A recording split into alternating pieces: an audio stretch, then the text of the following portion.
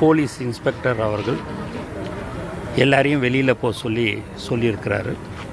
அதை கேட்டுக்கொண்டு எங்கள் நிர்வாகிகளும் அமைதியாக சென்றிருக்கும்போது 2 பெண் நிர்வாகிகளை அவர் தாக்கியிருக்கிறார். அதற்கு எங்கள் தலைவர் அவர்கள் எதிர்ப்பு தெரிவித்திருக்கிறார். மேலும் இப்படி ஒரு சம்பவம் நடைபெறுவதற்கு தமிழ்நாடு அரசு முழு பொறுப்பு ஏற்க வேண்டும். போலீஸு அத்துமீறி நடந்து கொள்வதை நாங்கள் வன்மையாக கண்டிக்கிறோம் என்பதை இந்த நேரத்தில் தெரிவித்துக் கொள்கிறோம். இப்போ அவங்க கிட்ட பேசுறாரு, என்ன நடந்தது ஏதுன்ற விவரத்தை கேட்டாரு. எப்போதும் உங்களுக்கு நாங்கள் உறுதுணையாக கட்சியும் தலைவரும் இருப்பார்.